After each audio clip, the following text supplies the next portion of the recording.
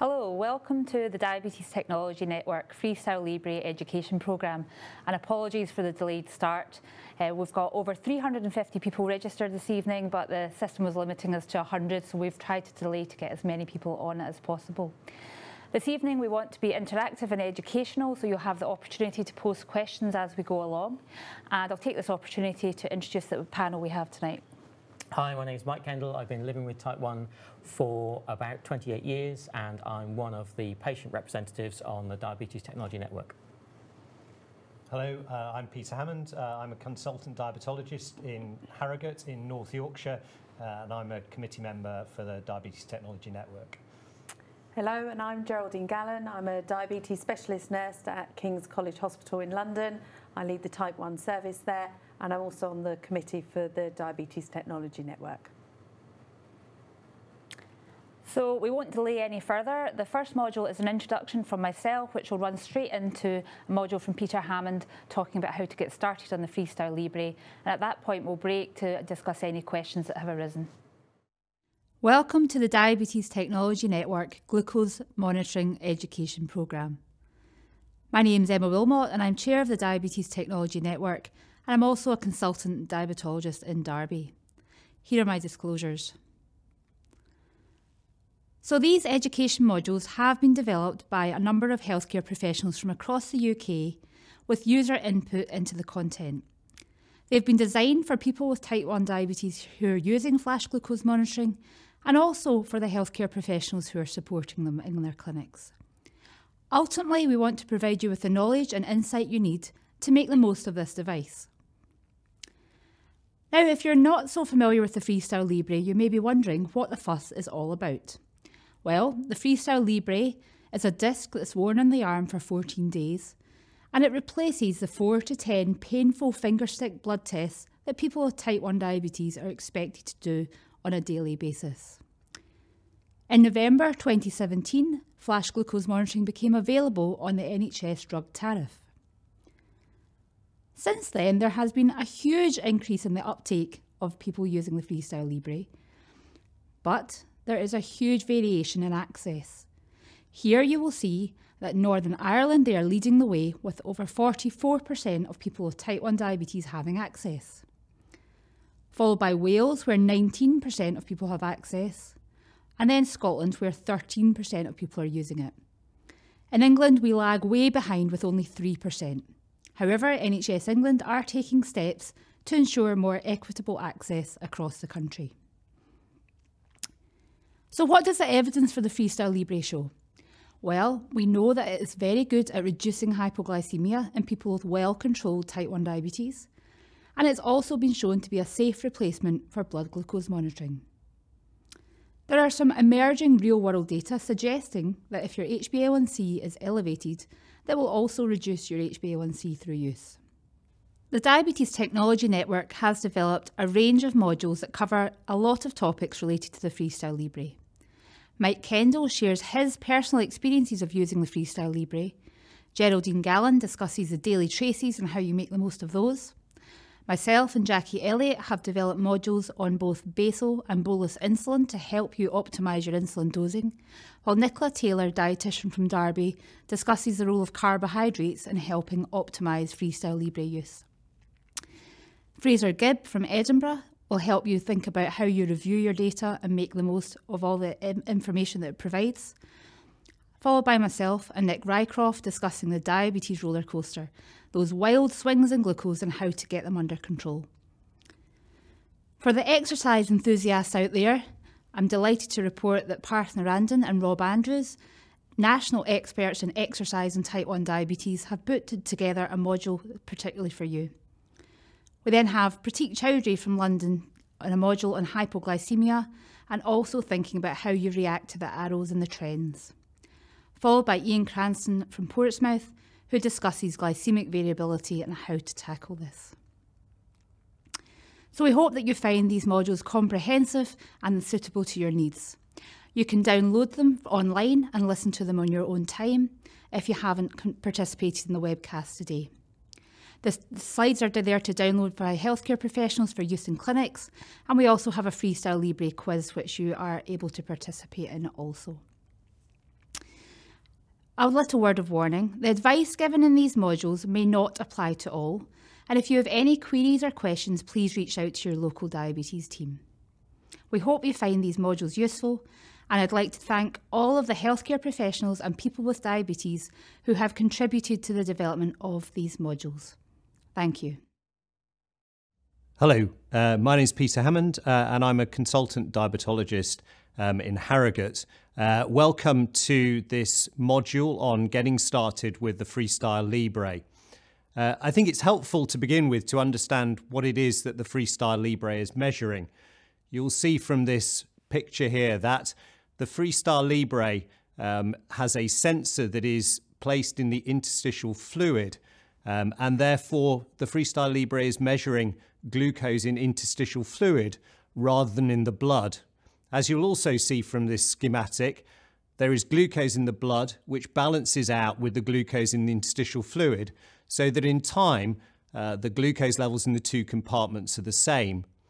But there can be a lag between the glucose in the bloodstream and the glucose in the interstitial fluid, and this is demonstrated in this slide, which shows blood glucose levels and interstitial fluid glucose levels as the blood glucose levels change and increase and then decrease. And you'll see that there's a delay of between 5 and 15 minutes between the change in blood glucose and the change in interstitial glucose. The faster that the blood glucose is changing, the longer this delay becomes and the greater the difference between the glucose measured in the interstitial fluid and the blood glucose. So it's important to bear in mind that when glucose levels are changing quickly, the FreeStyle Libre will give a less accurate measurement of what blood glucose levels are likely to be than it will when blood glucose levels are stable. So if you're thinking about checking whether the sensor is accurate or not, you should do that at a time when blood glucose levels are stable, and therefore the interstitial fluid glucose and the blood glucose are likely to be pretty similar. Generally speaking, there is a difference between sensor glucose and blood glucose, which averages about 10% depending on the individual sensor. To measure this, we use a thing called MARD, which is the average difference between the sensor and blood glucose levels measured over a whole range of measured glucose levels and taken from a large number of sensors. But you can see from this graph that for some sensors the difference is as little as 5%, whereas occasionally there is a difference of over 20% between sensor and blood glucose, although generally speaking it's roughly between 8 and 12%.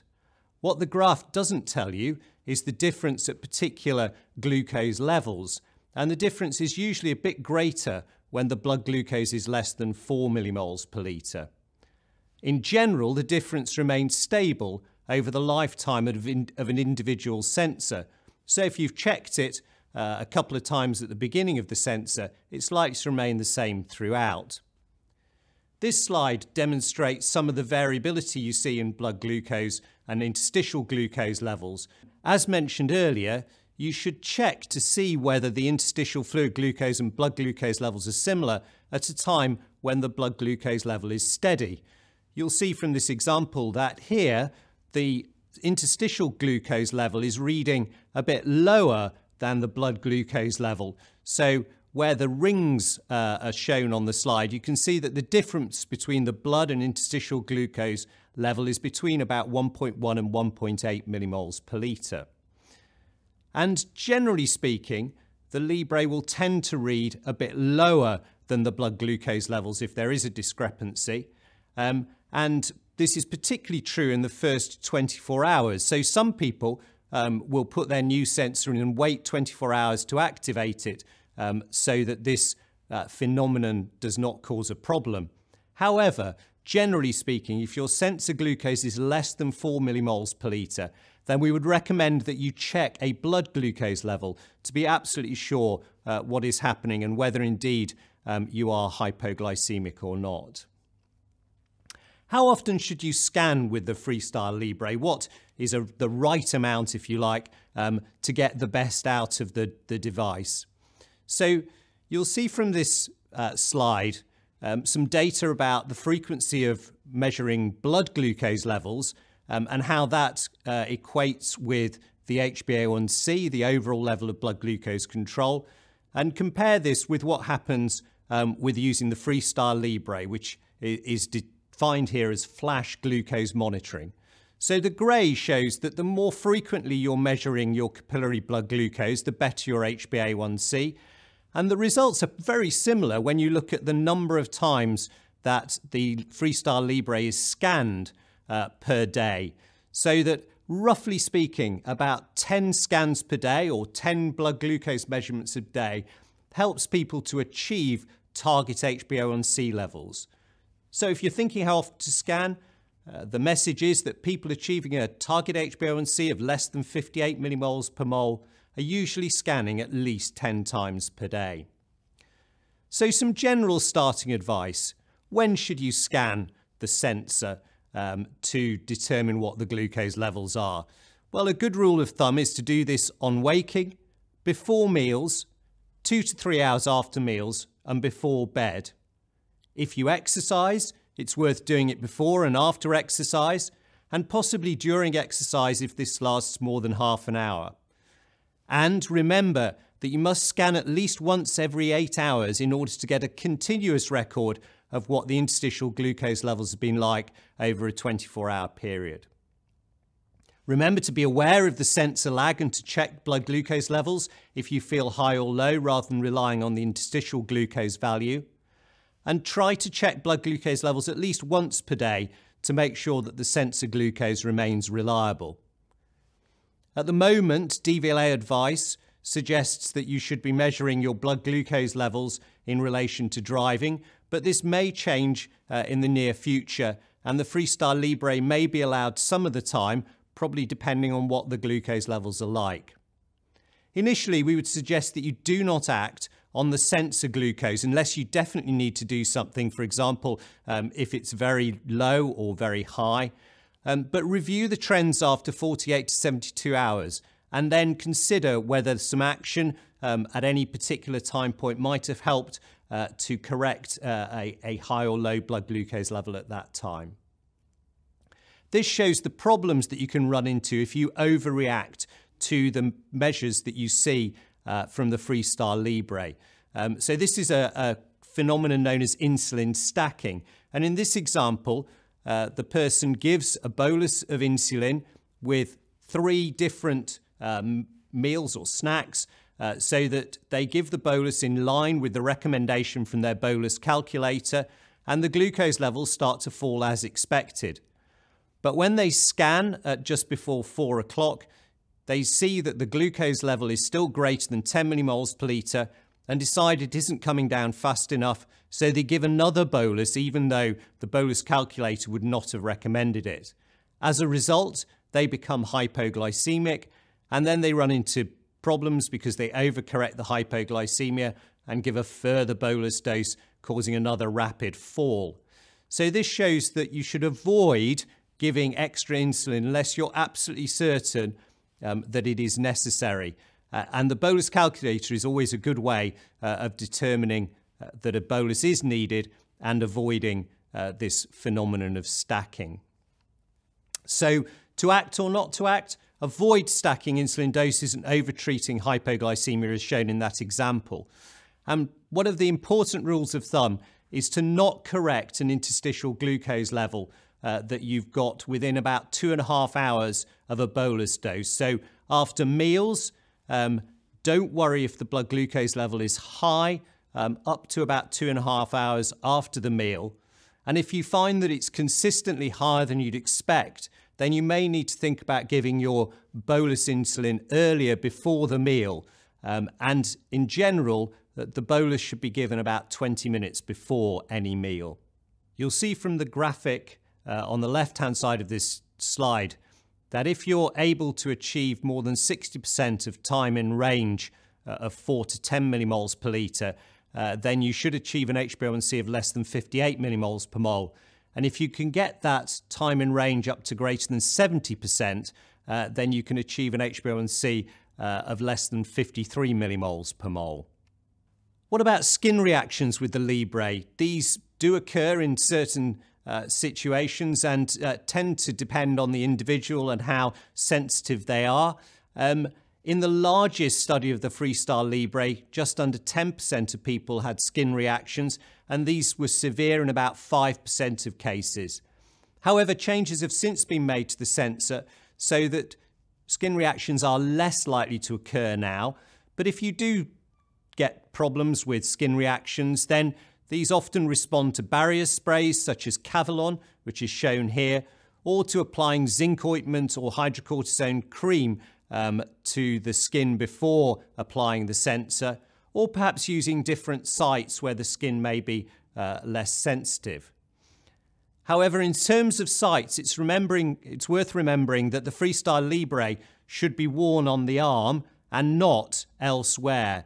So the Libre is very accurate when assessed against finger prick testing, provided that it's applied to the arm. So 86% of Libre readings fall within the most accurate category if it's applied on the arm. But this drops significantly if the Libre is applied elsewhere, such as the abdomen. So you can move the Libre around, but only using it on the upper arm. So in conclusion, remember that the FreeStyle Libre is measuring interstitial fluid rather than blood glucose, and that Libre readings may differ from blood glucose readings by between 5 and 20%.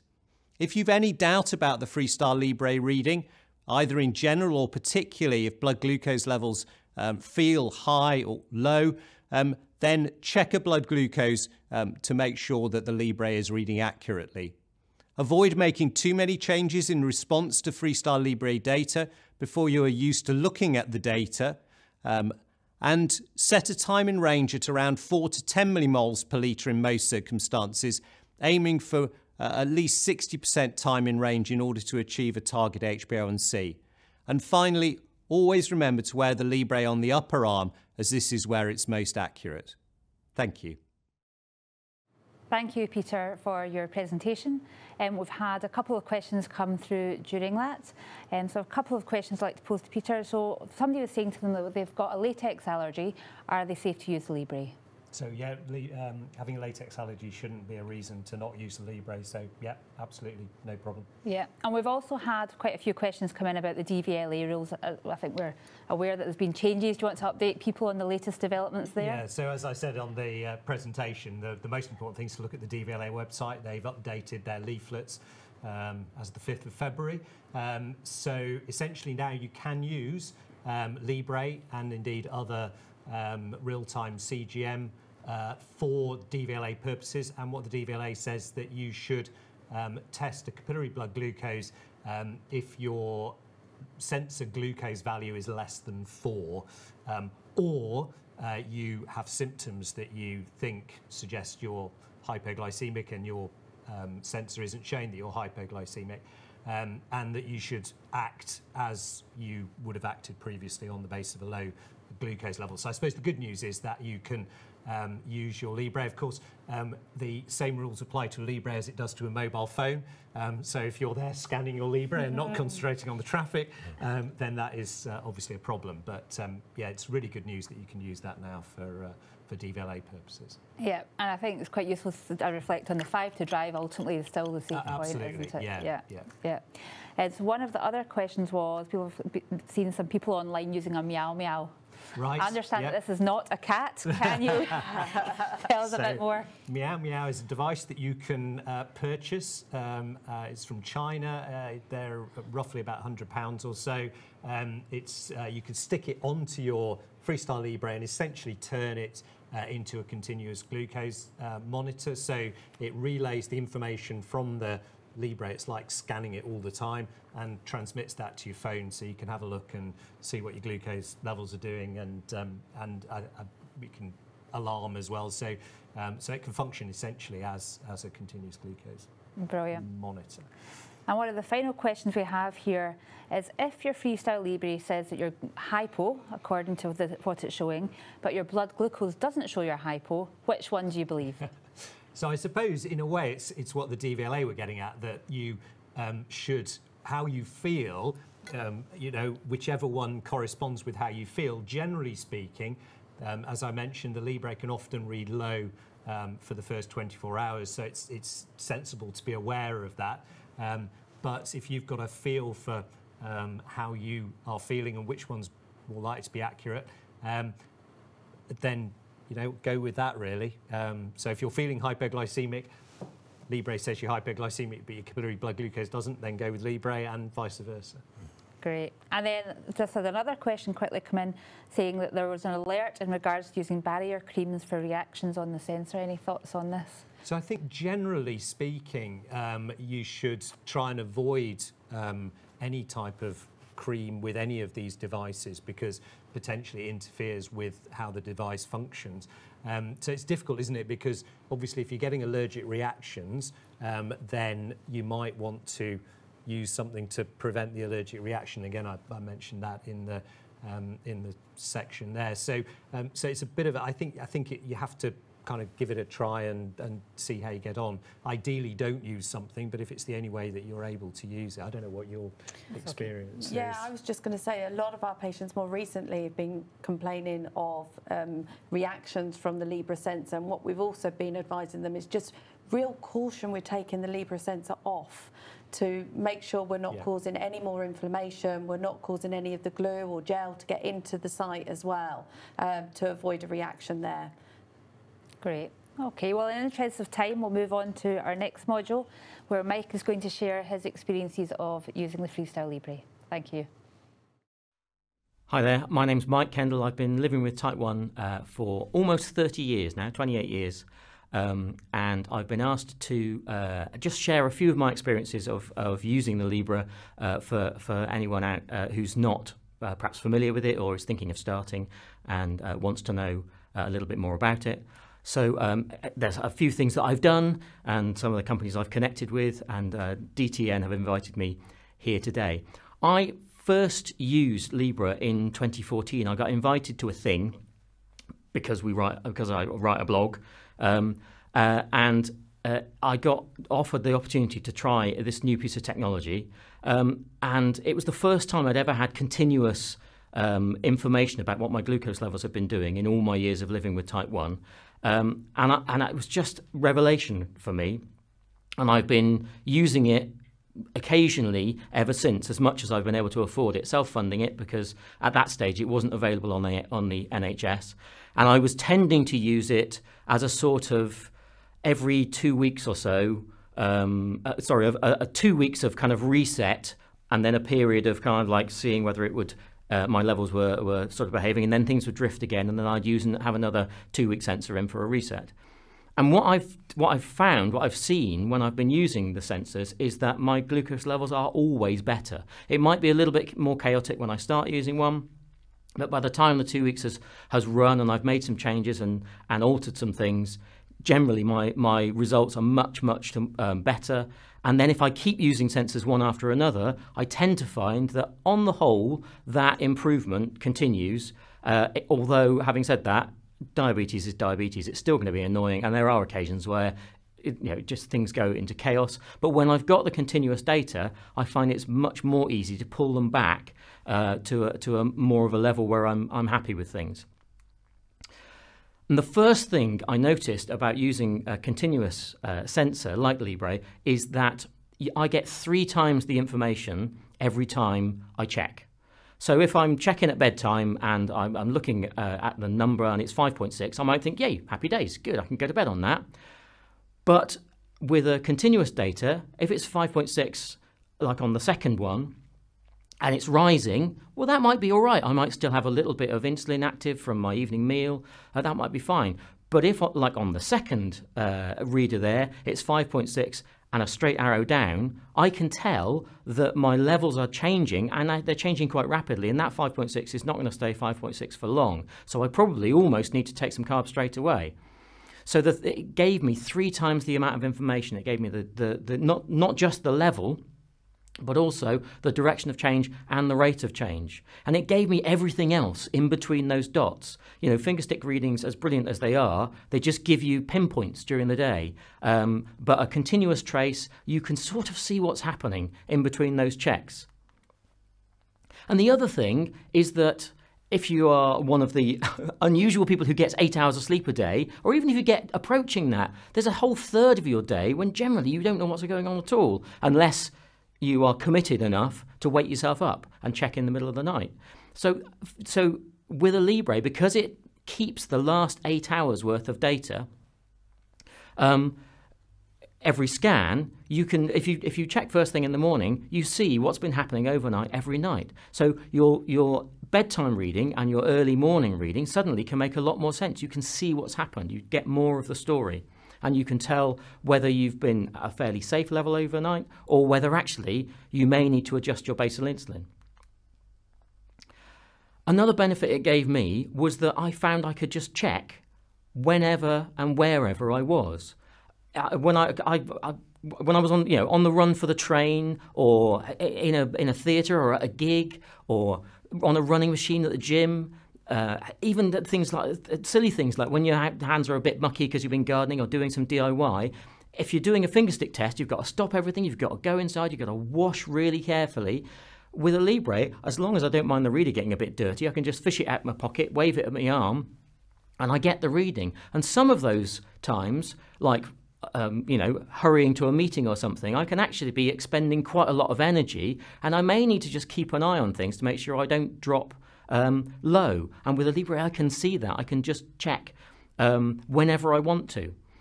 And I've mentioned overnight testing before, and I don't know whether anyone else checks overnight, but if I wake up in the middle of the night and I'm a bit bleary and I'm a bit groggy, I know that it takes quite a lot of effort to think, right, okay, sit up, put the light on, fish about with a strip, and go through the whole process of getting a reading. Whereas Libre, if it's just mobile phone on the bedside table, you can do it. It's better for people you're with. If you're sleeping in a room with someone, you just wave it at your arm and you get the number. So I know I'm much more likely to check if I'm wearing Libre and I wake up overnight than if I'm just running on finger sticks alone. And the other thing is that I can check however many times I want. The information shows that actually, on average, people think, I wonder what my levels are doing now, about 16 times a day. Now, some people will check far fewer times than that, and some people an awful lot more. And it'll vary day to day, but it's just whenever you think, I wonder what's going on now, you can just check, rather than thinking, oh, but I only did a test 10 minutes ago, 15 minutes ago, 5 minutes ago. It doesn't matter, because the information is just always there. And that's the other thing that was a real difference for me using the sensors, was that, is this just me? I don't know. Sometimes I used to not check my levels because I probably thought that I'd made some sort of misjudgment and things were probably not where I wanted them to be. And so I'd guess, and I'd make a change based on no information at all. I'd either add some insulin or I'd eat some carbs. But when I'm wearing a sensor, it's all recorded anyway. So there's no need to do that. In a sense, I was only hiding from myself. I recognize that. But rather than trying to just read numbers I like, with a Libre, it's all recorded anyway. And so actually, I found I was concentrating on trying to improve what was actually happening rather than just trying to improve the numbers of times when I thought, I'm all right here. I can have a look at that one. So, and it was really freeing actually to not feel so judged by it, because it was just all going to get written down anyway. And I was always finding I was going massively high after breakfast, and I would just change my breakfast a bit or change my routine, rather than just not checking till lunchtime and hope it had come down. One thing I think it is important to bear in mind if you're moving on to a technology like Libre or any of the sensor sort of technologies is that sensors and fingerstick measurements, they're measuring different things. There's always going to be that desire, if we're living with diabetes, to want the numbers to match up perfectly, to think that perhaps the fingerstick meter is right and that Libre is, or whatever, is massively inaccurate. But they're measuring different things. And particularly when levels are moving quickly after you've eaten or after you've exercised, then there's a sort of lag, because it takes a little while for the glucose values in your interstitial fluid, which is what the sensors read, to change more than it does in the capillary glucose, which is what the finger sticks measure. So, I mean, they try and keep that lag as short as they can. It's sort of 5 or 10 minutes or something like that. But there are times when the readings, if you check in 2 different technologies, one after another, they're not going to be the same. And there is information to show that the first 24 hours of a sensor might be slightly further out than the rest of the sensor. Sometimes, in my experience, it might be the first 2 days. But even when the levels are different, you're still getting that trend information, which can be really, really useful. And I think it's not a question of thinking that one is always right and the other is always wrong, because sometimes your blood glucose meter will be way out. You know, it says that on the packaging. It says if it doesn't match the way you feel, you need to recheck. And so it's a question of using the information and just being slightly mindful that it won't always be the same, and that one's not always right and one's not always wrong. There are things you can do to help, I think, a sensor read well. Keeping hydrated is really good because it's measuring the fluid around the cells, and if you're a bit dehydrated, there's not so much fluid, so the changes don't happen as quickly. But you know, really enjoy it. If you happen to be checking on a finger stick and you happen to swipe at the same time and they match, some people call those unicorns because they're not that common. But you know, enjoy them when they happen. But don't despair if you see differences between finger stick readings that you're taking and sensor readings that you're taking. And also, if it's really out, if you think this isn't right at all, then just contact Abbott, who will talk you through, troubleshoot the way the sensor's been fitted and a few other just things. And in my experience, if a sensor is not performing up to the standard that they would expect, then they'll replace it for you. And they'll replace it for the NHS. Same goes whether you're self-funding or getting it via your clinic. And I can't stress this enough, really. It's very easy when you suddenly get all this information. In the early days, I found it tremendously exciting. It was just brilliant. But after a while, you can start to feel a bit under pressure with all this information that's coming your way, particularly if you're kind of gradually working through trying to improve the numbers that you're seeing, and diabetes is just not cooperating as it sometimes doesn't, and you're not seeing the progress that you would like, or you think that somehow it's going to be this ridiculous flat line that it won't even change at all. But that's just not natural. That doesn't happen. You know, there are traces I've seen of people without diabetes who have got sensors on, and their levels go up and down. They go up after food, and they dip down, and sometimes they go down below 4. And all those things we try and avoid, those peaks and those troughs, they happen to everyone. So it's trying to set realistic expectations and to set realistic targets. You know, sometimes if you have your target range set on your reader or your smartphone, it's really small, it can feel like you're failing all the time, whereas actually you're doing brilliantly. So you know, set realistic expectations that there will always be rises and falls when you're pretending to be your own pancreas. And also just be slightly careful that you don't see rising or falling levels and always jump to act. Sometimes just ride it out a bit. Just, you know, perhaps be a little bit patient and see whether that steeply rising might just level out and then come back into range. Whereas if you'd panicked and whacked in a big load of insulin, you might come down quite fast, but then you'll go down too far, and then you'll have to eat some carbs, and then you go back up too far, and then you're on that kind of horrendous glucocoaster that we all know and loathe. So yeah, this is information. It's not judgment. You know, it's just take it gradually and just concentrate on one thing at a time, and just gradually try and work from where you are to slightly reduced glucose variation and just slightly more in range numbers. And I think it's important to say that if you're going into using continuous data for the first time, it's really useful to get extra information and extra support. These videos are a brilliant resource to help you get the most out of using sensors. And you can share your readings, and you can share your traces with your clinic or your DSN or your consultant. And you can connect with other people living with diabetes. You can reach out to people on social media and on Facebook groups, and you can get hints and tips from them.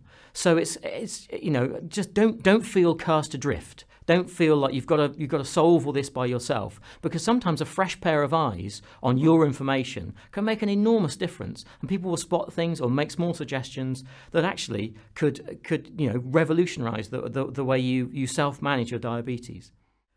So yeah, you connect with other people. I mean, there are some really, really useful Facebook groups with people in the UK, with people who are just starting out using sensors. There's a global group. There's a geeks group for people who want to get incredibly technical. And there's an off-topic group to talk not just about the ins and outs of using sensors themselves, but also the sort of general management of type 1 diabetes. And it's a really friendly bunch. I mean, the admins run it a fairly tight ship, but it's really, you get really good support, and you can ask questions, and people will come back to you.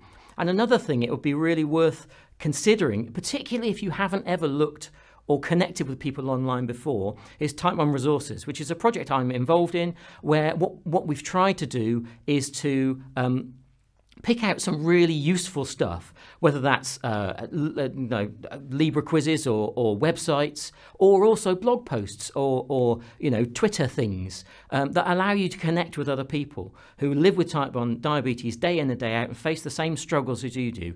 And those are not the scary corner of the internet, because those are reviewed by both people who live with diabetes and also healthcare professionals. So they're rated, they're reviewed, and they're reliable. And just if you've never done diabetes online, it's a really good place to start, to get some good get some good starting points, and then you can find your own way. You build your own online toolkit. That's what I did a few years ago, and it made a huge difference to my experience of living with type 1. Thank you, Mike. So I just wanted to mention that there have been a few technical issues tonight, and I think we had over 300 people registered, but only 100 have been able to access the webinar. So if you're in communication via Twitter or Facebook with people that can't get on, can you please reassure them that the full webinar will be available online soon, and there'll be communications going out about that. So quite a few questions coming through from Mike.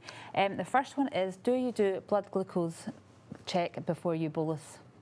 I do. I'm a bit old school like that, and it's a bit of a creature of habit. I do. Although probably not always, but I think when I first started using Libre, that was just my habit, and I was using the Libre information as to fill in the gaps in between, and so I just have tended to carry on doing that. Partly, I also find that helps me to get an understanding of generally how each sensor is matching up with what the finger sticks are. They're mostly really good for me, I have to say, but there are a handful which read a little bit different to others. And if I've got one which is reading consistently a couple of points up or a couple of points down, I can just kind of worry less about out of range numbers. Okay, and then I think you've used the Libre and CGM. Yeah. How do you find the difference between them? I must have lucky body chemistry, because I get really good results in terms of finger stick matching from both Libre and use N-Lights for Medtronic.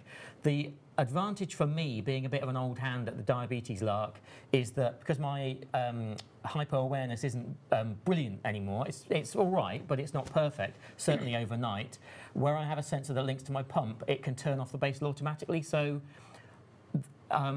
if it was a level playing field cost-wise, I would probably choose the automatic pump integration. But N-Lights are so affordable and cheap that I still use them as a part of my diabetes toolkit and get really good information out of them. Great, okay. And we've just had a question in from Rami. Can the panel please discuss the negative behaviours that can be acquired after starting to use the Libre? Information overload, overbolusing, obsession with figures, pressure to act, complacency, anxiety, etc. Yeah. I think we see this certainly a lot, particularly in the first couple of weeks, or certainly leading up into that first consultation where the patient comes back after using Libre. And often the blood glucose levels can be yo-yoing. The patient started to chase the blood glucose levels. There's lots of overload in information, lots of actually sometimes higher anxiety. And I think just to kind of go back to your basic, go back to your self-management skills, go back to checking out your basal rates, go back to assessing what your quick-acting insulin is doing, and not panic. Look at some of the data that you've got available as well. Start to look at patterns and trends, and also reach out to the people that are using the information and your healthcare professional. But it can be overwhelming, certainly, to start with. I think that's right. I mean, initially, we always encourage people to use it as a replacement for SMBG. So when they use an SMBG measurement for something, they do that, and then to just look at the rest of the data for a couple of weeks without trying to react to it all the time. So they limit what they do in response to the sensor values for the first couple of weeks, even come back and have a look through it with us so that they can perhaps discuss what they might have done. I think that's better than immediately seeing it and just. I talked about stacking. That's a classic thing that people do because they just worry that it's not coming down. So I think it's quite important that they get a feel for the information before doing too much with it. Yeah. Did you find it anxiety? I didn't get massively anxious, extra anxiety, I have to say, but I am absolutely. I know that feeling of chasing the numbers and feeling judged. But actually, my sensor use tends to be, because I can't afford it full time, my sensor use tends to be intermittent. So I use it as a sort of fortnightly fix. So I'm expecting the first week to be a bit ragged because I know it's ragged, but that's what's made me want to start. Or maybe it's like a period where I'm going to be eating less predictable foods like Christmas or birthdays or holidays and things like that.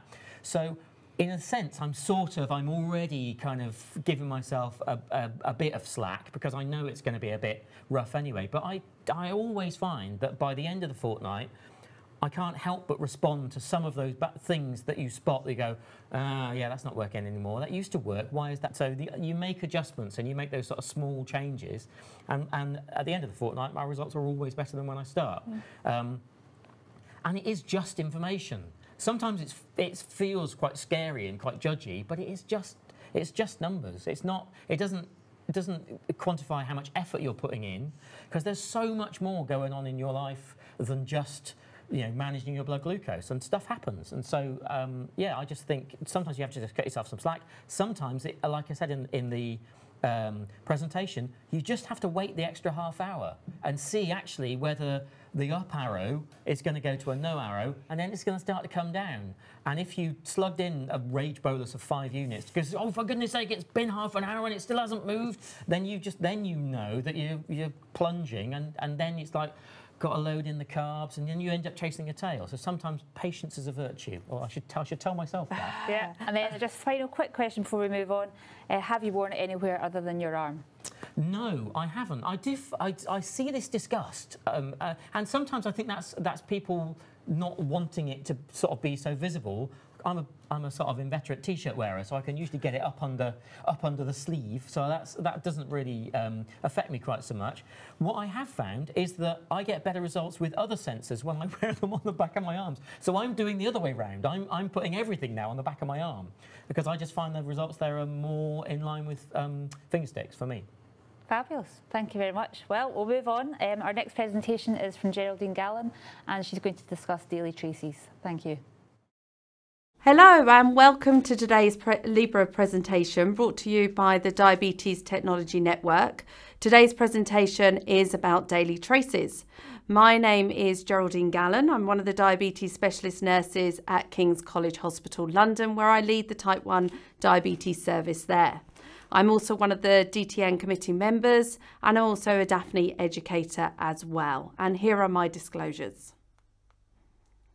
So here are the learning objectives for today's presentation. So we want you to have a better understanding of what the daily information means from your Libre receiver or phone, a better understanding of the trend arrows, how they relate to your daily blood glucose levels, and whether you need to take any action. Feel more confident about how to reduce the glucose variability, something I know is very important to a lot of my patients. And have the confidence to look at the daily traces and understand what insulin is working and when, so that you can make the right changes and make the right choices in your day-to-day decision making. So here is an outline of the presentation. So first of all, we're going to look through the daily reports. We're going to have a look at what the arrows actually mean and how you can use them day to day. We're going to have a look at what insulin is working and when. We're going to have a think about having a plan. So when we start swiping with our Libre device, or if you're already doing that, we want to avoid any anxiety or confusion or concern about what to do next. So we're going to go through a few scenarios for you to think about, and then look at and find the answers in the upcoming modules that we've got presented for you. So let's have a look at the Libre screen to start off with. And I've got to say, in comparison to finger prick testing, my patients love looking at the data that they have on this screen. So not only do they have their target blood glucose levels with the direction of change arrows, they also have at the bottom of the screen what their blood glucose levels have been doing, so the patterns of trends, and they also have that against the target level. So the patients can very clearly see day to day what choices that they've made and where they've seen the fluctuations in their blood glucose levels and possible causes for them. So what is your plan? When you start to get your Libre receiver, it's really worthwhile just taking some time just looking at the data.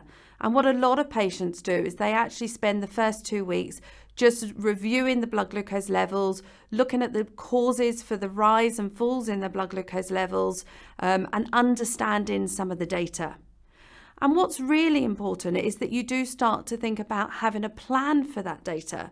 So how will you react to the blood glucose levels and the arrows before a meal or 2 hours after a meal?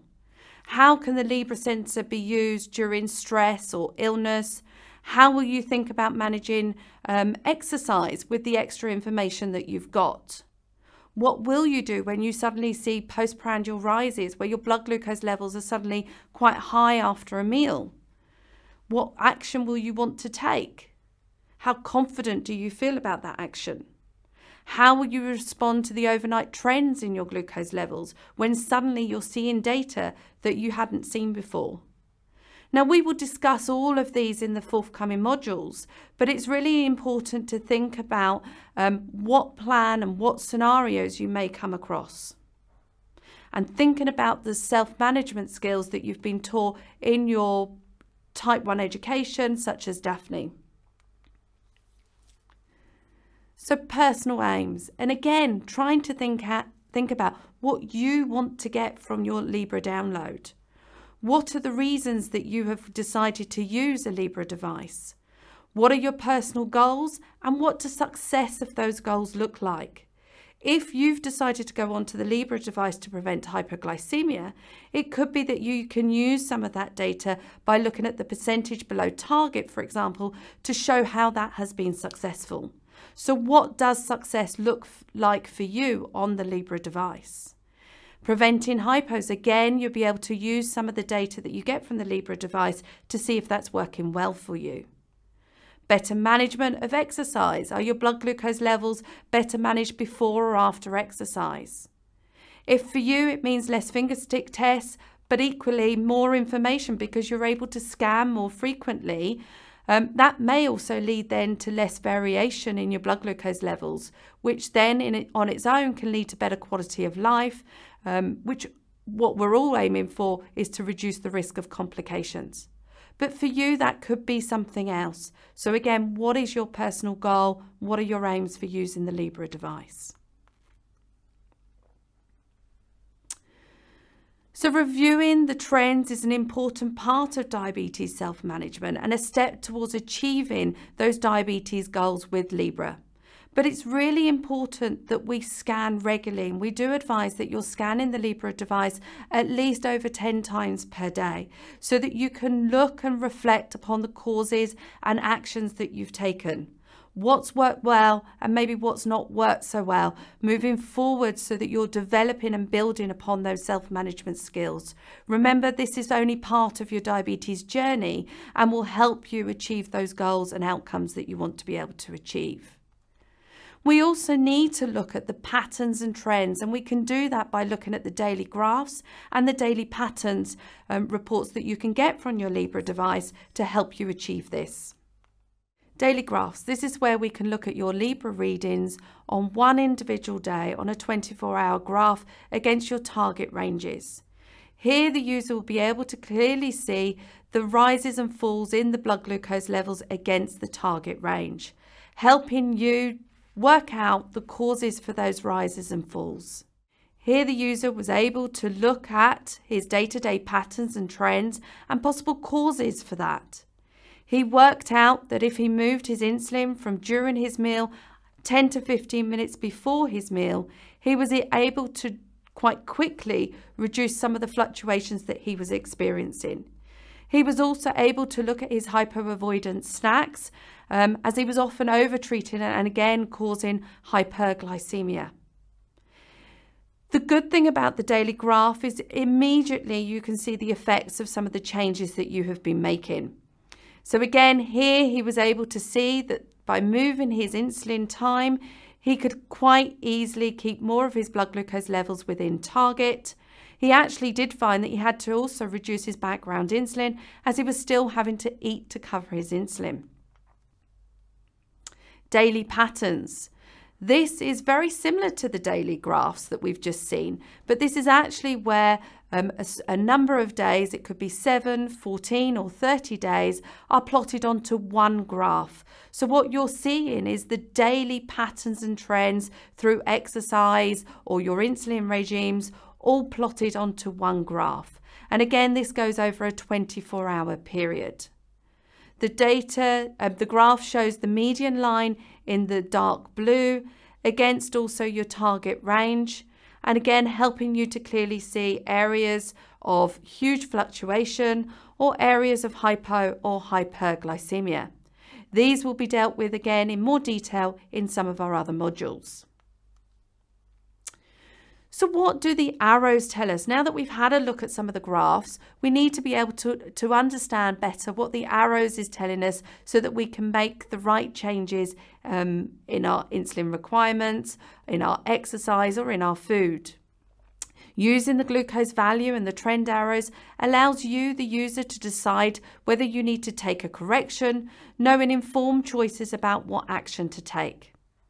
Using the direction of change arrows allows you to reduce that daily variability. It allows you to make the right dose adjustment, and again, dose adjustment for correction with arrows will be discussed in a later module. Here you can clearly see the 5 arrows that you would get when you're swiping with your Libre.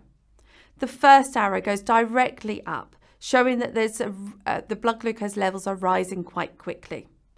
The second arrow, a directional up arrow, shows that the blood glucose levels are rising. A flat arrow generally states that there is some change in the blood glucose levels, so that might be something that you want to keep an eye on, but not of huge concern at that moment in time. A directional down arrow shows that your blood glucose levels are falling, and an arrow going straight down will show that your blood glucose levels are falling relatively quickly. But what does that all mean? So here we've got the arrows on the left-hand side of the column, and here we've got the information provided by Libre showing how much that blood glucose level is moving per minute. But what we want to do is make that information more valuable, more useful on a day-to-day basis. So in the third column, what we can see is how long it's going to take for your blood glucose level to change by 1 millimole. So if you've got one arrow going directly up, we can give an estimation that it's going to take on average 7 minutes for your blood glucose levels to move by 1 millimole. A directional up arrow shows that it's going to take approximately 15 minutes to move by 1 millimole. A flat arrow, again, it's unlikely that you're going to see much change in those blood glucose levels over the next 20 minutes. A directional down arrow will show that the blood glucose levels will take about 15 minutes to move by 1 millimole, and an arrow going straight down will show that it will take on average 7 minutes. In the far hand column to the right, it will show how much it will change in the next 30 minutes, which a lot of users who've used this information has found quite useful. So if you've got one arrow going directly up, it will give you an idea that the blood glucose levels are going to be moving by at least 3 millimoles in the next 30 minutes and possibly more. One directional up arrow will mean that the blood sugars are moving by at least 2 to 3 millimoles in the next 30 minutes. One straight arrow going across, there could be a change of around 2 millimoles in the next 30 minutes. So again, could be something that you may still want to keep an eye on. A directional down arrow will show that your blood glucose levels again are moving by about 2 to 3 millimoles in the next 30 minutes. And a down arrow, again showing that the blood glucose levels will be moving by at least 3 millimoles, if not more, over the next 30 minutes, which is quite vital information, as again, if you're going to drive or go into a meeting and you want an indication of where your blood glucose levels to be, and it could be that you need to take action now to avoid any problems later on.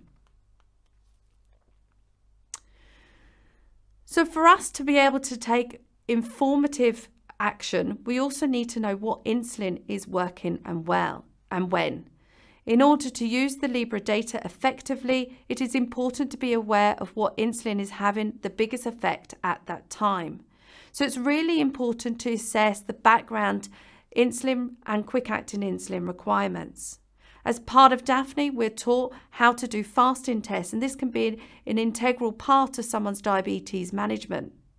A fasting test is where we take a fasting period, which can be either missing a meal or 4 hours after a meal, or even the overnight period, where we can then see if the blood glucose levels are staying in a steady state in the absence of any insulin or carbohydrates.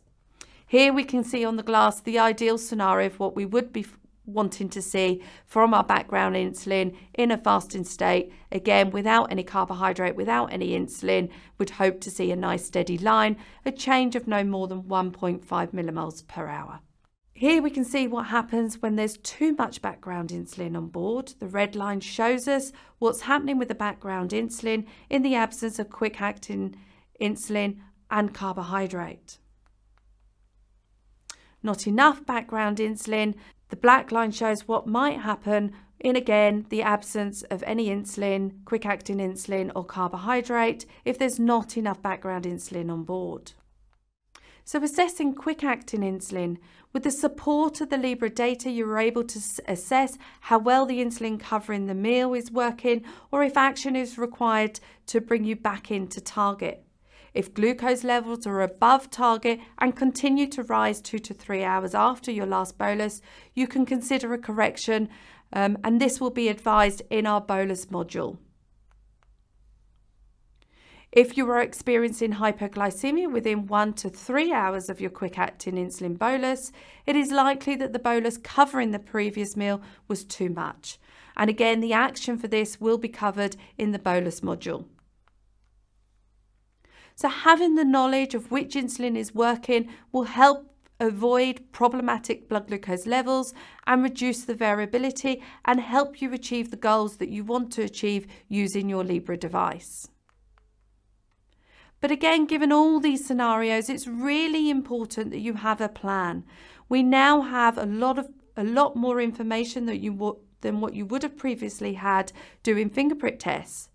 And to reduce any panic or anxiety, it's really important that you have a plan for coming across various different scenarios. We're going to look at a couple of scenarios now, and the idea of these scenarios is not to answer them directly with you now, but these will be answered in the forthcoming modules. The idea of this is to assess your confidence levels in what you would do in the given scenario. So for example, the scenario 1, a day out with friends and doing more exercise than usual. You are just getting into the car to drive home. Journey should last approximately 90 minutes, but that doesn't include any delays that you may occur with traffic. What action would you take? How confident do you feel addressing that scenario now? What does the blood glucose level mean in relation to the DVLA safety guidance? We know that the blood glucose levels needs to be above 5 before driving legally. What does the arrow mean? Given that the arrow's in a downward direction, where will that bring you in 90 minutes? Is there any action that you need to be doing now? Scenario 2. You've been using the Libre now for 2 weeks and are starting to get extremely frustrated with your blood glucose levels. You are needing lots of corrections, but also having to treat more hypos. The data that you get from the Libre is really useful. Looking at the graph, what is causing the fluctuations and what changes could you think of making? This is quite a common scenario that we do find with some new Libre users, in that sometimes they find that they're chasing their blood glucose levels. What tests could you do to see if the insulin is working with you in the data that you're getting from your Libre? Would you consider doing a fasting test? How are your corrections working? Are the corrections bringing you down too much following a bolus? Or are you having to also correct quite frequently with carbohydrate to bring your levels up? And what is that doing? And by going through the modules that we have put together via the DTN, this will help you answer these scenarios where hopefully you can come back and have a look at them and see if your confidence level rises. Scenario 3, it's bedtime. You had your evening meal about 7:30 in the evening. You've just scanned with your Libre and you're pleased with the blood glucose level, but you've got a downward arrow. What does that arrow mean? Where will your blood glucose level be in 30 minutes' time? Have you got active insulin on board still at that time? What action would you be taking, if any? Do you need to take any carbohydrate? Scenario 4. You've just woken and you've scanned your Libre. Do you need to confirm with a finger prick test that you are hypo? What action would you take now if you were? What are the possible causes for that hypo? Was there anything that could have happened the previous evening? Exercise, alcohol, that could have caused that reason for the drop in your blood glucose levels? How confident do you feel with dealing with that blood glucose level at that time? And how confident do you feel with dealing with the causes for that low blood glucose level? So in summary, what are your aims and goals for using the Libre? And what does success look like for you? The importance of scanning regularly. You need to be able to scan at least 10 times per day to not only collect the data, but so that you can then analyse your own data to look at causes and effects in your blood glucose levels to help reduce the glucose variability. Look at the graphs and data that are provided to help you on your diabetes journey. Have a plan for the different scenarios that you come across, and remember that this is only part of your diabetes journey and it is a learning journey. So in conclusion, using the FreeStyle Libre allows the user to see patterns of hypoglycemia, hyperglycemia, and areas of greater variability. The wealth of data helps us understand the trajectory of our glucose levels, the effects of certain food, behaviours and activities on the glucose levels. The data helps us identify and avoid hypo and hyperglycemic events, reducing glucose variability and ultimately improving your quality of life. Thank you very much for listening today. Thank you, Geraldine. So we've had quite a few more questions come through. So the first one is, does insertion hurt as much as a blood glucose or injection? The feedback from patients is that it doesn't really. It is like another injection. It is only once that you have to do it every kind of 10 days, so it's or every 2 weeks. So it really is quite comfortable to do. It can hurt for a few seconds, but no worse than any of the injections or finger prick tests that you've done. And like I say, it's once every 2 weeks. Depends for me on where I've got my arm. Ah, okay. Because if I've got my arm round like that and it's all a bit tense, it hurts more. If it's out like that and all floppy, I find it hurts less. That might just be me, I don't know. Yeah. Okay, another question is, does the FreeStyle Libre have a bolus advice option? The FreeStyle Libre does have a bolus advice option. Unfortunately, it's blocked to the point that you can't manually put the blood glucose levels into there without doing a finger stick test. So that does make it a little bit difficult. But yes, it certainly does have a bolus advice option. Okay, and we've briefly mentioned the AGP. Do you find that useful in your day-to-day clinical practice? I've got to say, yes and no. I think it's very good at just having a glance and looking to see where the bigger patterns and trends are coming in. So, for example, to be able to see that you're having problems with hypoglycemia overnight. But I certainly do believe that you have to look in at the data to see the cause of that. We can't just presume that if you're having a drop overnight, it's because you're on too much basal. You really do need to have a look into the data and see, you know, is it that correction that you're given at bedtime? Is it the basal? Do you need to do a fasting test and have a look in a bit more detail at the data to what's going on? Because you really don't see the outliers in your blood glucose levels, which are often the ones that are causing the bigger problems and concerns. Great, and Mike, from your perspective, do you find it useful? I always love a graph. I love it. I'm the ultimate diabetes now. I like the way it overlays lots of days, so you sort of get a general shape of things. There's a more simplified version on the handset itself, which is a bit, you can't really see what's going on there, but it's all right. But actually, also on the handset itself, there are those other things it'll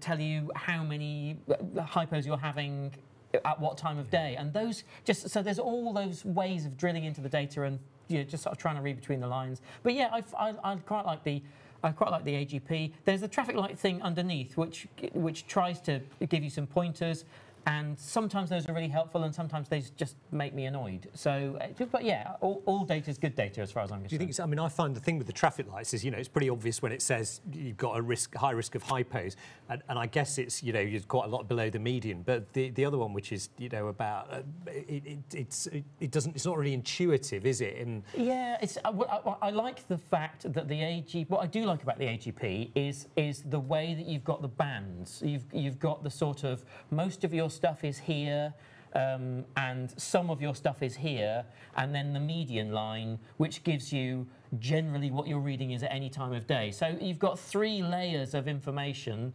based on the sort of middle blue band being mostly what your ratios are up to, and then the stuff outside of that is more kind of, I find, more behaviour-based, whether or not you're getting your carb counts wrong and things like that. So I think there are really useful ways of using that as a sort of summary of that overload of data that individual days can feel like. And you can always drill in. I find in my clinical practice, I find it really useful just as a starting point in the consultation. I glance at the AGP, I can see where's the greatest risk of hypo, because you want to obviously tackle that. Where is the greatest risk of hyperglycemia? And actually, one thing I look for is what I call air under the clouds, where you see a very clear gap between a glucose of 4 and where the lower glucose levels are, and actually describing that with the person in front of you and showing actually there's scope to move your glucose down slightly without that risk of hypoglycemia. It's so reassuring. And also the variability, because you've got glucose levels everywhere. It's back to the basics, as you were saying earlier, Geraldine. So seeing that variability in the blood glucose levels and seeing the shaded areas, I do think helps you then still to dive into the data and then be able to see the timing issues with the insulin, or where the calculations with your carb counting may be going off a little bit. So we've just had a question coming in just now saying, what is an AGP? So we should have started that. So the ambulatory glucose profile is basically the overlay of the glucose data put on across a day. And I think on the Libre app, it's called 5 day? Oh no, it only comes up after 5 days. We'll find out, but it's on the Libre app, and it's also on the actual download. But yeah, and we can there'll be illustrations of that later on. I think on our third webinar, there's a whole session dedicated to looking at the AGP, so we'll have a look at that. So the other thing we're going to ask is, how do you react when people see the Libre on your arm? I'm more than happy to bore people to tears anytime about diabetes. I have had people say, "What's that?" in social situations, but actually, as soon as you show people, if they're people you know, and you go, "Oh look, I live with type 1 diabetes, and look, that's," and they go, "Ooh," and it's a piece of kind of quite cool technology, and it's wireless, and so it's got a few things. So I'm not very self-conscious, I don't think, about living with type 1. I don't mind it. I don't feel it's something I need to hide. It's just part of me. It's certainly not all of me, but I'm quite happy for people to, wearing an insulin pump. It did take me a little while to come up to the point where I thought that was for me. Yeah. But having embraced an insulin pump and wearing a piece of technology, then wearing another piece of technology was very straightforward. So yeah. My sort of word of warning is there was somebody who came into my clinic who said they'd been on a night out and they're in the queue waiting for their kebab, and somebody came up to them and peeled it off and said you've got something stuck to them. They went £50 worth of kit, so that didn't go down too well. I've got to say, a lot of my patients actually have had reassurance from seeing other people. Yeah. We're on holiday round the pool, there's now often been another person with the Libre on, or in the summer where people have got kind of sleeveless tops on, they can see. So actually people are getting more reassurance because they're seeing more of these devices being used and conversation starting. Yeah. And another one that's come through is, what does no arrow mean compared to a level arrow? Anyone? Okay, so a no arrow is actually an arrow that you do need to be thinking about. It's actually when there's too much of a change, rise or fall in the blood glucose levels. So that is often an arrow that you do need to be checking your blood glucose level and seeing what's happening. As we saw on the clip, if you've got a flat arrow, there can still be some change in your blood glucose level, so it doesn't mean that there's no change. And depending on where your blood glucose level is, that could be something that you do need to observe quite closely. As I said, it could be moving, by up to 2 millimoles in the next 30 minutes. So depending on where you are, that could be something that you do want to observe. So certainly no arrow is an arrow that you need to be checking and possibly doing a finger prick test. A flat arrow may still be an arrow that you need to observe because there will be some change occurring. Great. And another question we've had come in, how do you think diabetes teams will be able to absorb Libre initiation and future management? Most centres have no capacity to accommodate this new addition. For example, there's resistance from commissioners to support additional funding for virtual clinics to discuss uploaded flash data on DiaSend. I think, it is a challenge, and we know that services, generally speaking, with technology, services haven't been commissioned to give extra personnel. So I think you have to look at all the different things you're doing and where you focus your time. But I think a lot of what we do, and a lot of it's empowering the user, and modules like this are designed to help people.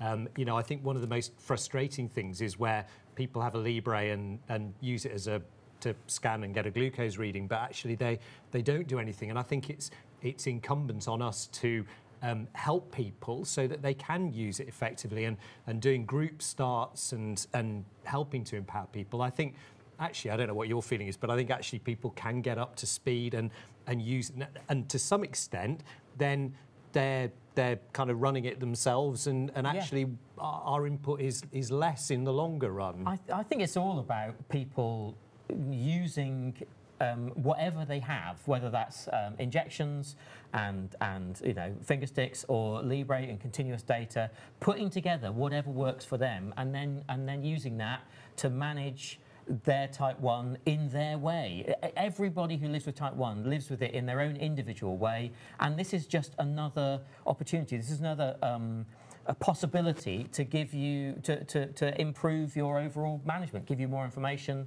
and help you live day to day. And yeah, so what strikes me is that for the first few years of its life, Libre was not really being used very much in terms of clinical stuff, because it was all people who just went and bought it. And those were people who were educating themselves, and then the peer support group kind of built around it, and people were exchanging thoughts and ideas, and some of those were dealing with kind of clinicians who were keen and a bit ahead of the game. But that sort of peer support, that coming together, the feeling of shared sort of endeavour, I think is a really, really useful thing in living with type 1, because it is frustrating and it is annoying and it is messy and it is illogical. And so, yeah, so the you know, dealing with healthcare professionals who are properly equipped through things like this, brilliant, and also just comparing notes among ourselves, I think is really useful. I mean, in Derby where I work, we've got over 700 people using the Libre now, and I think as a team we've realised that actually this is an educational tool for the people that are using it. You know, they come back to clinic giving us a full commentary on what's affecting their glucose levels and why. Yeah. And I think it actually takes pressure off the healthcare professionals. People really get a detailed understanding of their diabetes. And in terms of how we as healthcare professionals support users, one of the reasons that DTN have developed these modules is so that when somebody starts on it, you can point them to the Diabetes Technology Network website and they'll be able to watch the modules in their own time. So if you're in a team that's really struggling, there is education available somewhere else. So I personally don't think it's too much of a burden, and what I've found is our team have got more used to using the Libre. Somebody comes in with blood glucose data, we think, where do we start with this? We don't know what's going in between the dots. So yeah, we've got to the point that actually speeds up our consultations. We can more quickly can get to grip with what the main issues are that we want to address, and the people come into the consultation feeling ready to discuss what they see as their issues, because they really have a detailed You don't have to delve down in the same way, because they come and they know what to... They may have had something highlighted that's always been happening that they had no idea. Why is this happening overnight? And then you go, okay, you know, I can absolutely. And one of the biggest changes actually, because we've always talked about bolusing before your meal, but actually the biggest change is people come back and say, getting these big peaks, and now I've bolused 20 minutes before and I've managed to get rid of them. But actually, unless you can get that feedback and see the impact of your behavioural changes, it's quite difficult to make those changes. And I've got to say, as healthcare professionals, I think we welcome when people come in with that data now. I've got to say my consultation would be lost if someone was coming in with just a couple of finger prick tests without the additional data. So actually we get a far more valuable consultation. The patient goes away feeling much happier that we've met or meeting or going towards some of the goals that they want to achieve. And actually the data's been around for quite a while. We've been using it on other devices. It's just the fact now that Libre is kind of now more widely available, or becoming more widely available. So it's now at the headline. But actually this kind of information has been around, and it is just sharing it and making sure we're sharing it and giving patients the ability to use it. In the old days, we'd have been in the waiting room filling it in two different colours of biro. All in blue, bit of black now, make it look proper, bit of blood on there, smudge it in. Worked fine. On that note, I think we'll go to the next module. So just to reiterate again, all of these modules will be available online. For the people who haven't managed to log on to this webinar, we will be trying to put it out through the ABCD YouTube site. But I'll now move on to my module, which is basal insulin for people who are using insulin pens. Thanks. Hello, my name's Emma Wilmot, and I'm presenting this module on basal insulin, and it's designed for people who use insulin pen therapy. So I'm chair of the Diabetes Technology Network, and I'm also a consultant diabetologist in Derby. My disclosures are here. So the objectives for this module are to understand what the common basal insulins are and to understand the desired effect on glucose levels. But ultimately we want you to feel more confident at looking at the FreeStyle Libre traces and adjusting your insulin doses to match what you see. So the aim of the basal insulin is to provide 24-hour coverage and keep the glucose levels steady when you're not eating. Here you can see the basal insulin in green. The basal insulin should make up 50% of your total daily dose, and the other 50% is made up with your bolus insulin, depicted here in red. Some of the common basal insulins include detamere or levemir, which are usually taken twice a day, or there are some insulins which are given once a day, such as glargine, otherwise known as Lantus, or Abasaglar.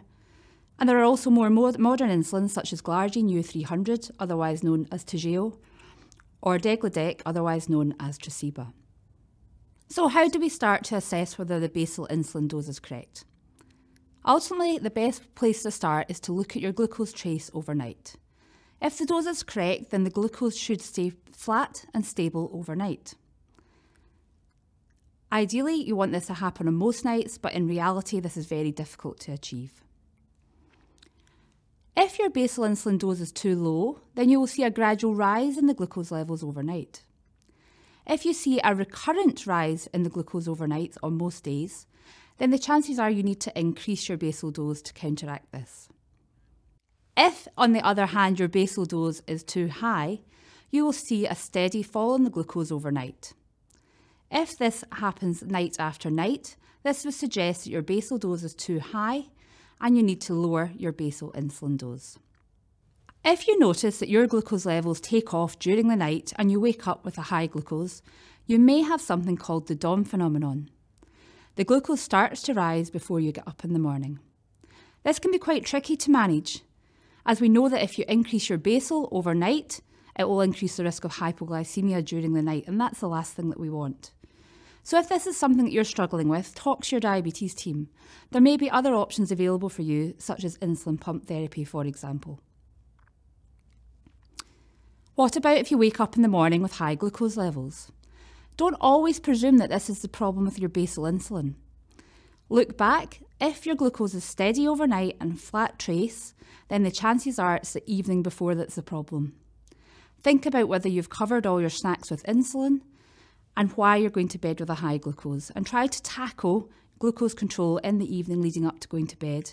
And hopefully then, going to bed with a glucose that's in target will allow you to wake up with a glucose that's in target. The reality is, in type 1 diabetes, anything is possible. And within a given week, you may see every single one of these traces, which makes it really challenging to get it right.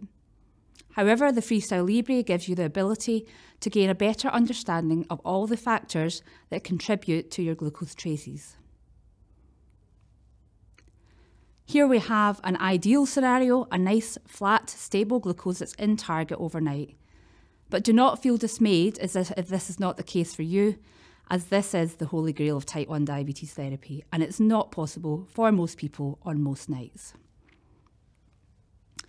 What you want is a basal insulin dose that will keep your glucose cruising at your desired altitude. However, there are many factors that cause turbulence in the amount of insulin that your body needs to keep the glucose levels stable. Some things reduce the amount of insulin you need, such as exercise, standing, alcohol, being more relaxed. And some things increase the dose of insulin you need, such as stress, illness, sitting around more, premenstruation. However, using the Libre, you'll be able to visualise the impact of these factors on your glucose and gain further insight into how you might need to adjust your insulin doses to counteract these. So here's an example of somebody's FreeStyle Libre data. This is an ambulatory glucose profile, and it's essentially a summary of where all the glucose levels lie over the last fortnight. The dark blue line shows the median value across that period. The dark blue shaded area is where 50% of the values lie. So what are we going to do with the basal insulin in this example? Well, we can see that the glucose here seems to be quite flat and stable overnight, but we're waking up with a high glucose in the morning. So how are we going to tackle that? I think it's wise to look at the detail underlying this. So we'll move on to look at the daily traces. And typical for anyone with type 1 diabetes, there is not much of a pattern here. There's a range of different glucose responses overnight. So how do we decide what to do with the basal insulin? As a user of the FreeStyle Libre, you have a unique understanding of what's happened during that period of time and how it's impacted on your glucose data. And for the person here, alcohol was one of the contributing factors to a fall in the glucose levels in some nights. But that brings us back, how do we decide what we do with the insulin here? So what I tend to do is scan through the data and try and find a night where the glucose was in the target range and see what happened. And we can identify on the last day there that when the glucose was in target, it actually stayed there perfectly well.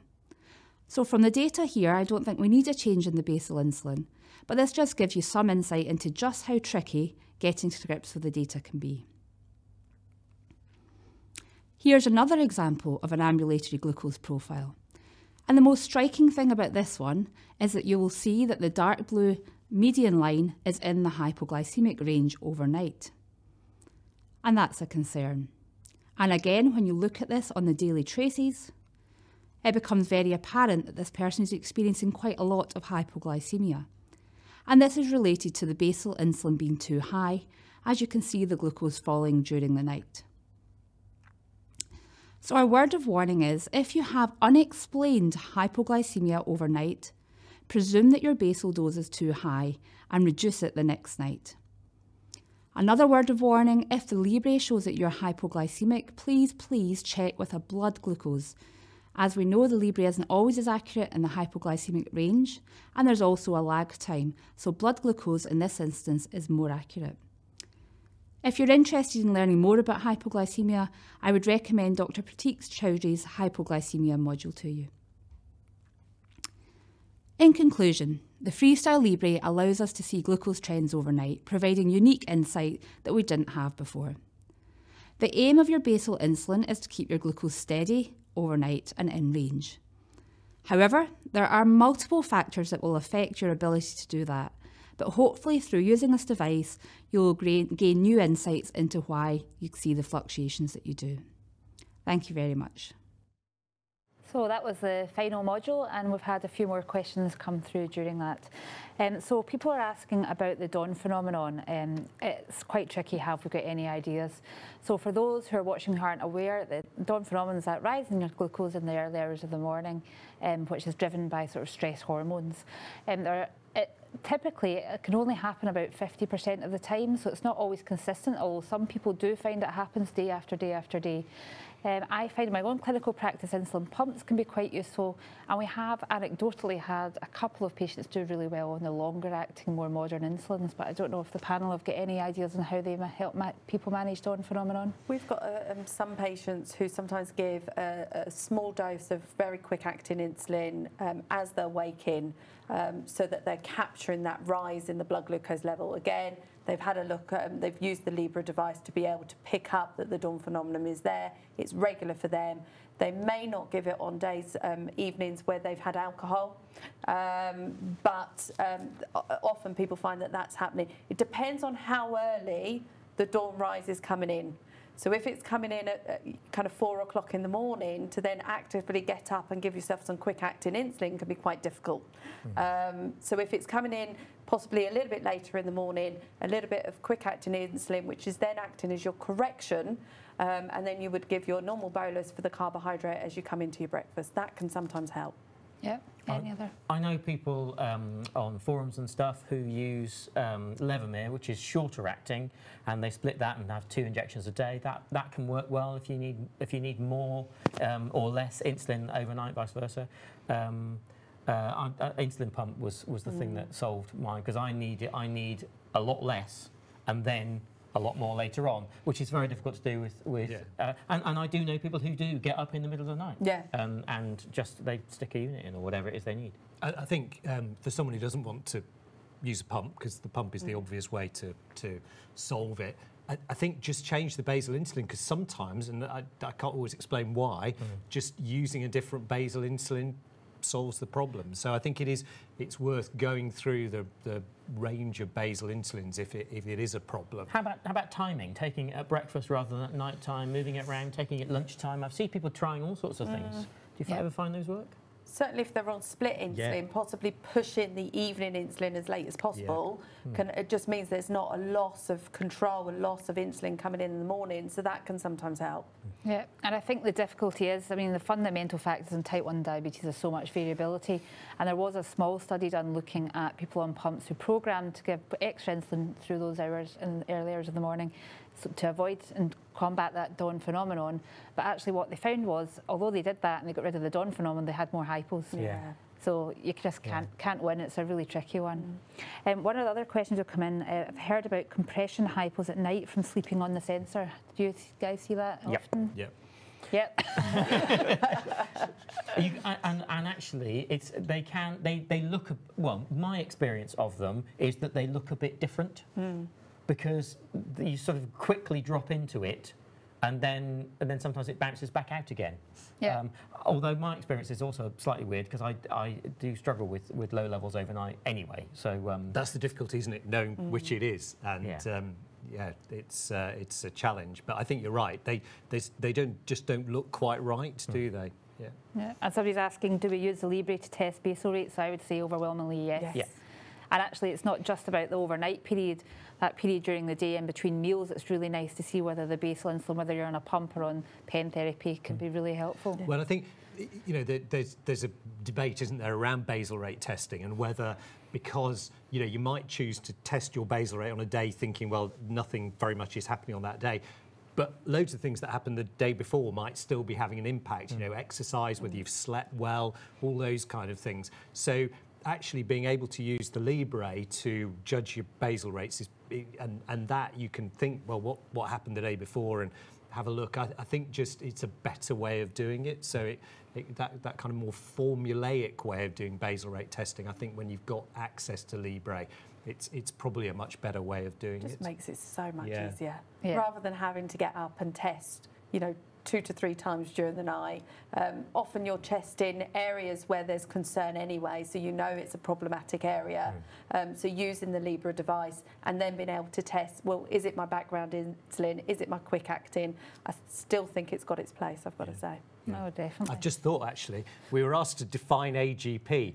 People might not know what compression hypos are. So they're not real hypos. This is where the compression of the sensor effectively has caused the reading to drop, and it isn't a real hypo. I think waking up with a dead arm. Yeah, basically. Yeah. And somebody's asking, we're on an Accu-Check Aviva Expert meter. Can they use that with the Libre? I would say yes and no for that, because you can still use the Expert. When I used it, I was brilliant because I didn't have to keep the numbers round to make the maths easy. I could be a little bit more subtle in insulin for meals and corrections, and it had those brilliant things around it. If you were ill or if you were exercising, you could add or remove a slice of the suggested bolus. The tricky thing with the Accu-Check Expert and also the Roche pumps is that it won't let you add in a glucose value from anywhere else. So you'll still have to do the finger sticks, but you will have Libre to fill in the gaps in between those dots. So I think you can use it, but you can't use it to actually make the Expert do the bolus calculation. You'll still need a finger stick for that. Yeah. And another question is coming from Celine. Patients and bolus advisors, do you use the Libre level to calculate the correction in food bolus or check with the finger prick? So that sort of covers that. If you're using ones, you need to do the finger prick. But actually, the impact study that was done with the Libre has shown that if people wish to bolus from the FreeStyle Libre, they can do that fairly safely. The other questions we've had, so moving into more political arena, somebody said, my diabetes clinic has recommended Libre, but my CCG won't fund it. Is there anything I can do? So as of April, so with the new financial year, NHS England have top sliced CCG funding so that 20% of people with type 1 diabetes will be able to go on the Libre. So if you can't access it at the moment, from the beginning of April, your CCG will have funding that is dedicated for use of the FreeStyle Libre. And they won't get that money unless they put people on the FreeStyle Libre. So if you've still got any problems with getting access to the Libre after that, and there still seem to be some issues with your CCG, then flag it up to Partha Carr, who will on behalf of you, will go and take it up with your CCG. You do realise you've just given him another few hundred followers. He'll be loving this. But he's you know, all credit to him. He's the driving force behind getting the funding for the FreeStyle Libre from the CCGs, and you know, he is evangelical about it. And so if you have got a problem, let him know. Yeah, and I think as I showed in the introduction that I gave, actually the uptake in England compared to the other nations has lagged behind. Yes. So although 20% of type 1s in England is what we're aiming for and on top of what we've already got, but actually already in Scotland, Wales, Northern Ireland, they're way ahead of us at this moment in time. One of the other questions, Libre going through airports and security. Any advice? So Libre going through, I think a lot of it is some of these areas haven't been tested. So certainly going through the arch at the airport, you should be absolutely fine. You can also ask to have the wand, so you can be scanned with the wand rather than having to go through body scanners and things like that. Certainly there is warnings against wearing the Libre device in CT and MRI scanners, so it should not be worn in CT and MRI scanners. Yeah, I think so. And we've got a question here. Is it possible to get Libre data into other software for easier, better analysis, such as Tidepool, Apple Health? LibreLink doesn't let me search notes or data in different ways, e.g. weekend, weekday. Any thoughts on that? The Libre app, not app, the software downloady thing, whatever it's called, you know, the thing that you put on your laptop, used to be able to save the data that you downloaded from your reader as a text file, and then put that wherever you wanted to, you know, squirt it into Excel or whatever. I am such a Luddite, I still haven't used it on my phone, but I would, so I don't know about that.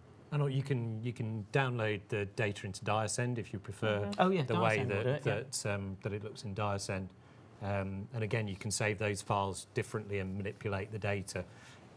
So I guess it depends how adept you are at manipulating the data. Sounds like you're more clued into that than I am. So we've got one final question for the panel.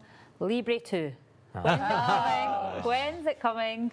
Anybody know? Well, it's been CE marked, hasn't it? We know that. Yeah. It's been CE marked, and I think, was it going to launch in Germany? Yeah.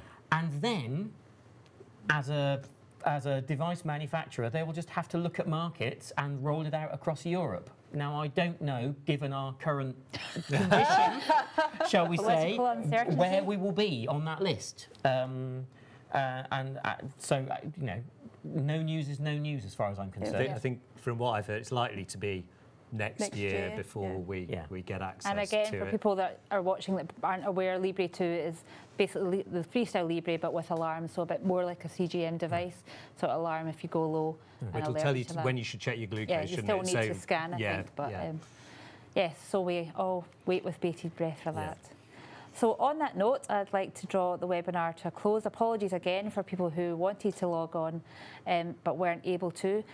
We are in the process of arranging for this to go out on the ABCD YouTube channel, and there'll be communications going out through Twitter, through the Facebook pages and through email, so we will be in touch soon. The next webinar is on the 1st of April at 7 p.m. and we'll be covering a range of topics then that are available on the website, so I hope you can join us for that. I'd like to thank those of you who have stuck with us throughout the webinar, and we look forward to seeing you for the next one. Thank you very much. Thank you.